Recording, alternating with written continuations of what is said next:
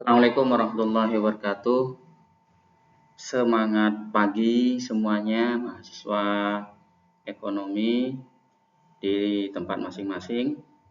Kali ini kita bahas gambaran hubungan industrial, di mana di perkuliahan industrial tentu kita harus tahu gambarannya.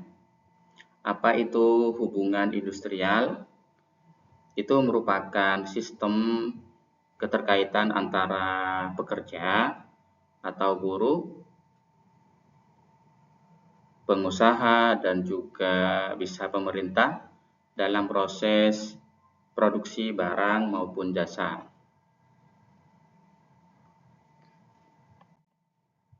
Nah, bahasan kita kali ini yang pertama perkembangan hubungan industrial, definisi, prinsip, ciri-ciri, tujuan, tingkat kesepemahaman, sarana hubungan industrial, fungsi pemerintah, peraturan perusahaan, perjanjian pekerjaan. Nah, itu yang kita bahas pada video kali ini. Yang pertama, perkembangan hubungan industrial di Indonesia. Hubungan industrial itu terjadi beberapa periode, di mana sebelum kemerdekaan itu ada masuk penjajah, yaitu Belanda pada abad ke-20. Dengan pertama kita diperkenalkan dengan perusahaan-perusahaan asing, khususnya pekerjaannya yang dari Belanda dikenalkan kepada kita. Nah, sistem eksploitasinya itu berlaku seperti perbudakan, di pertambangan, sehingga tidak dapat memberikan hak sama sekali kepada masyarakat Indonesia di situ, karena juga kerja paksa, di mana masyarakat atau manusia itu bekerja tanpa diberi upah, atau juga tidak sepadan dengan apa yang dilakukan oleh mereka. Dan juga sanksi hukum yang ketat, di mana pekerja bisa dihukum jika dapat tidak bekerja atau meninggalkan pekerjaannya, gitu. Sehingga muncullah serikat buruh, di mana berfokus pada isu ekonomi dan juga perjuangan politik pemuda-pemuda atau masyarakat melawan kolonisme ini. Dan yang selanjutnya yaitu periode setelah kemerdekaan. Hubungan industrial ini tetap diwarnai oleh orientasi politik, penyetaraan kedaulatan sistem serikat kerja yang pluralistik, maka sistem hubungan industrial baik berdasarkan liberalisme maupun marxisme berkembang pesat dipelopori oleh serikat pekerja masing-masing.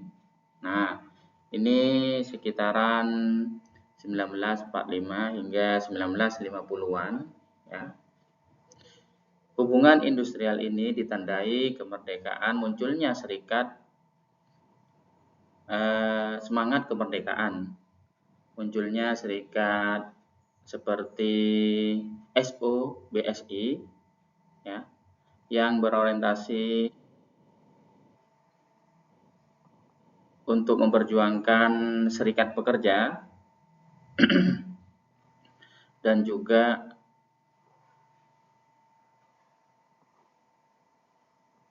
ada era Orde Lama hingga Orde Baru, Nah, ini pergeseran rencana dari masyarakat dalam mengentaskan pengupahan pekerja dan juga hubungan harmonis, tidak ditindas di situ dan lain sebagainya. Dan yang selanjutnya yaitu periode demokrasi terpimpin. Nah, hal ini itu setelah kemerdekaan Soekarno memimpin setelah pemberontakan G3 OS, di mana di sini lahirlah Orde Baru, ya, lahirlah Orde Baru, di mana itu dilatar belakangi kegagalan konstitusi menyusun undang-undang baru, ya, ketidakstabilan politik, dan juga pada waktu itu sekitaran 1950 kalau tidak salah sehingga 1559. Nah, ini Presiden Soekarno sebagai pemimpin tertinggi revolusi dan kepala negara waktu itu. Nah, keterbatasan partai politik itu juga mempengaruhi. Sementara ada PKI dan juga militer yang mempengaruhi keputusan-keputusan pimpinan terkait dengan pekerjaan, ya, karena ditetapkan oleh seorang presiden, ya, dan mengangkat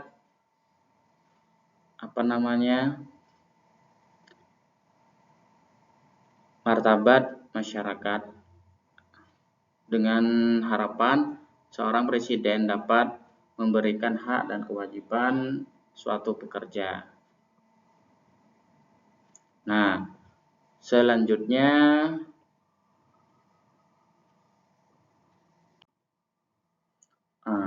Orde Baru, ya, barusan disinggung terkait dengan periode Orde Baru ini dipimpin oleh seorang Presiden Soeharto yang dilanjutkan dan dimulai dari surat pemerintahan pada saat 19 Maret 1966. Nah, ini transisi dari Orde Lama hingga ke Orde Baru. Untuk fokus kebijakannya untuk menstabilkan politik, keamanan, dan juga pembangunan ekonomi 5 tahun ke depan. Nah, ciri khasnya pemerintah ini tersentralistik, ya, peran militer juga kuat, serta terbatasnya kebebasan berpendapat pada waktu itu, sehingga hingga runtuh juga Orde Baru ini dan adanya krisis ekonomi di krisis moneter pada tahun 1997 hingga 1998. Itu memicu demonstrasi besar-besaran seseorang atau aktivis, sehingga Soeharto dapat dilengsarkan. Dan selanjutnya periode berikutnya hingga setelah Orde Baru, masa reformasi dan seterusnya hingga sekarang industri 4.0, 5.0 dan yang lainnya. Nah, itu terkait dengan perkembangan. Nah, ini merupakan definisi secara tertulis. Hubungan industrial adalah hubungan antara semua pihak yang tersangkut atau berkepentingan atas proses produksi atau pelayanan jasa di suatu perusahaan. Nah, secara formal itu kelompok manajemen dan kelompok pekerja yang terdapat dalam suatu organisasi. Nah, Ini juga ada definisi suatu sistem hubungan yang terbentuk antara para pelaku dalam proses produksi barang maupun jasa, begitu, yang terdiri dari pengusaha, pekerja, dan juga pemerintah. Selanjutnya, prinsip-prinsip hubungan industrial. Itu yang pertama, bersama-sama mempunyai kepentingan atas keberhasilan atau keberlangsungan perusahaan. Jadi, pengusaha, juga pekerja maupun pemerintah memiliki kepentingan yang sama. Yang kedua, perusahaan merupakan sumber penghasilan bagi banyak orang. Yang ketiga, pengusaha dan pekerja mempunyai hubungan fungsional, masing-masing mempunyai fungsi yang berbeda. Jadi profesionalisme masing-masing atau personal masing-masing. Yang selanjutnya, pengusaha dan pekerja merupakan anggota keluarga perusahaan. Jadi prinsip hubungan ini di mana satu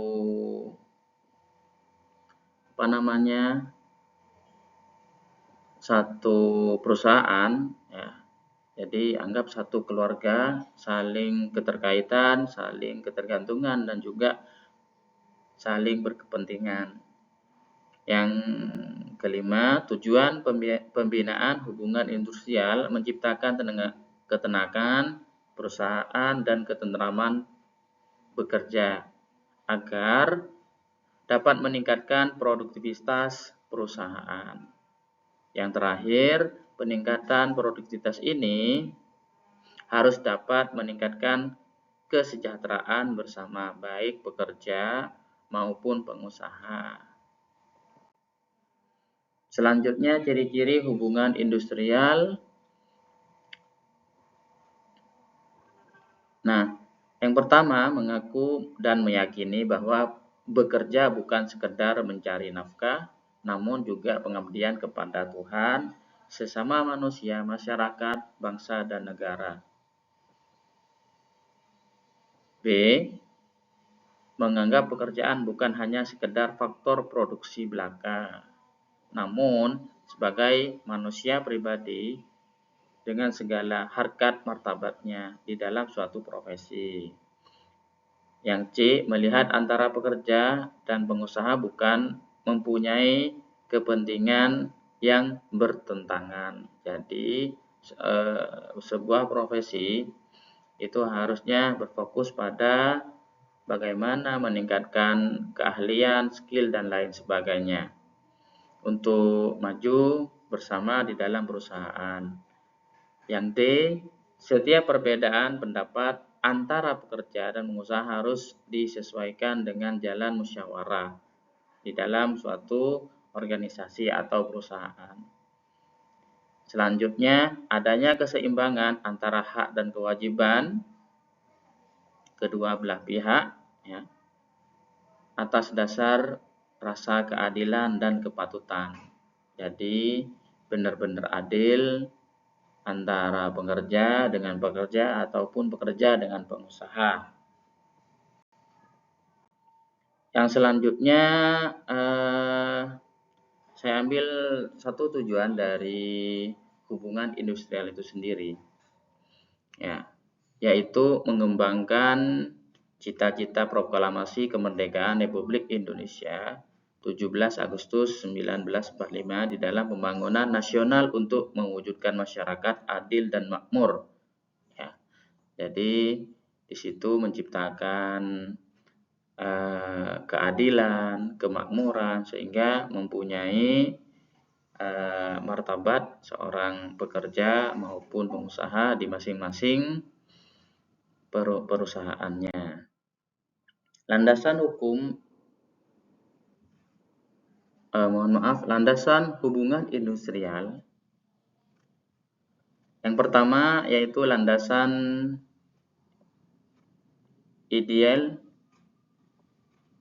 ialah Pancasila, di mana di situ kepatutan, juga ideologi, perilaku, dan lain-lain, ya, merupakan landasan seseorang di dalam organisasi. Yang kedua, landasan konstitusional ialah Undang-Undang Dasar 1945, di mana menjunjung tinggi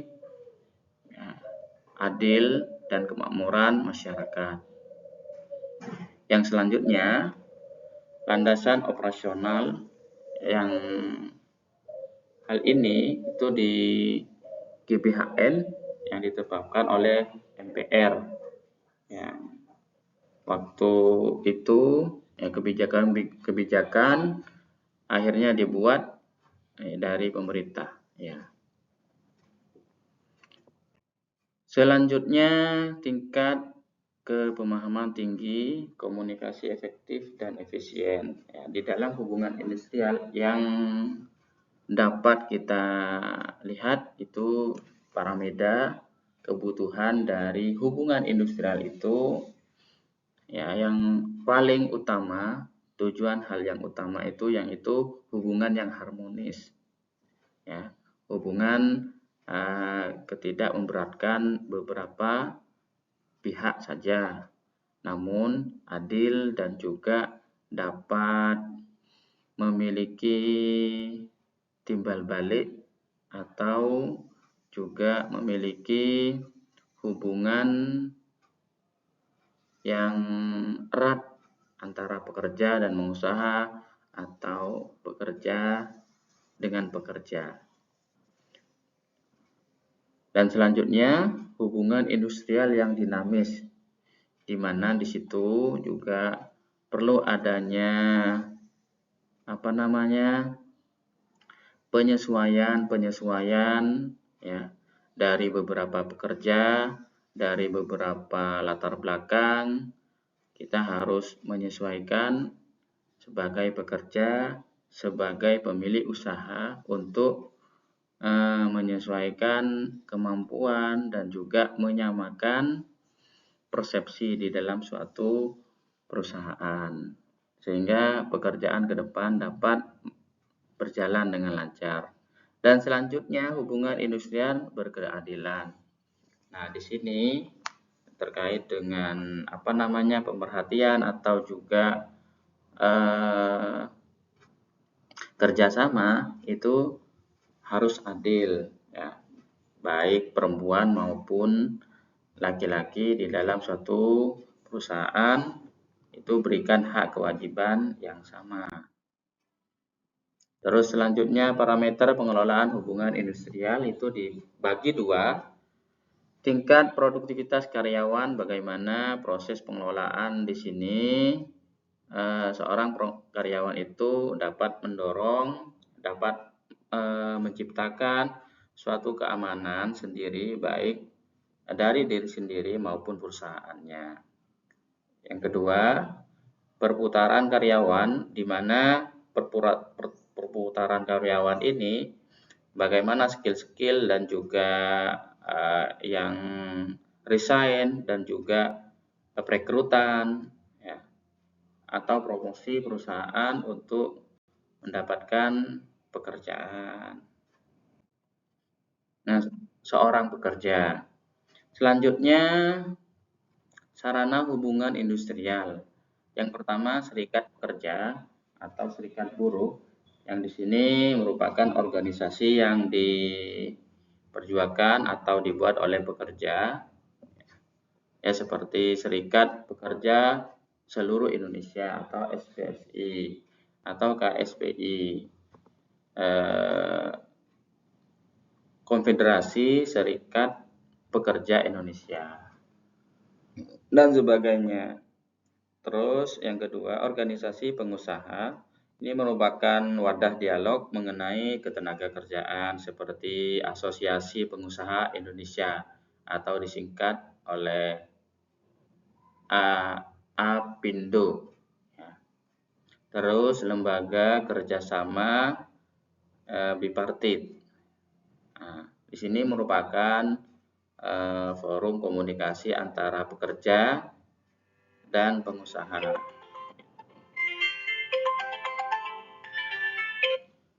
Di dalam satu perusahaan. Dan selanjutnya, lembaga kerjasama tripartit. Ini merupakan forum komunikasi pemerintah, pengusaha, dan juga pekerja yang dalam hal ini contohnya Dewan Pengupahan Daerah gitu ya. Seperti melihat atau menetapkan upah minimum kabupaten gitu. Dan selanjutnya peraturan perusahaan. Yang di situ merupakan sarana juga seperti buku peraturan PT ya, yang mengatur jam kerja, tata tertib, dan juga cuti karyawan.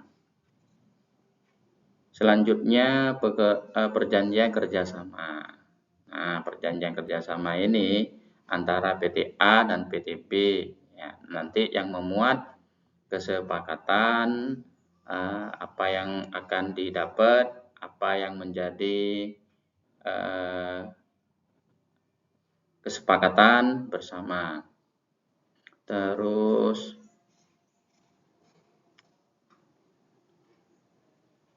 peraturan perundang-undangan ketenagakerjaan yang dalam hal ini ada Undang-Undang Nomor 13 Tahun 2003 tentang ketenagakerjaan dan juga Undang-Undang Nomor 2 2004 tentang PPHI. Dan selanjutnya lembaga penyelesaian perselisihan hubungan industrial. Nah, ini menjadi mediator juga pihak ketiga yang membantu suatu sengketa. Nah, biasanya ini ada contohnya, contoh dari lembaga ini yaitu Dinas Ketenagakerjaan, terus apalagi ya, Peradilan Hubungan Industrial atau PHI. Gitu. Selanjutnya fungsi pemerintah menetapkan kebijakan, memberikan pelayanan, pengawasan, penindakan terhadap pelanggaran peraturan, juga penyelenggaraan penyelesaian perselisihan. Selanjutnya perjanjian kerjasama. Ini perjanjian antara serikat pekerja atau beberapa serikat pekerja yang tercatat pada instansi yang bertanggung jawab dan anggotanya 50% dari keseluruhan pekerja atau dukungan atau koalisi anggota. Nah, dengan perusahaan. Yang kedua, memuat syarat-syarat kerja, hak dan kewajiban kedua belah pihak. Yang ketiga, jangka waktu 2 tahun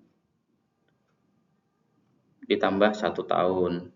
Dan selanjutnya, sebagai acuan dalam pembuatan perjanjian kerja.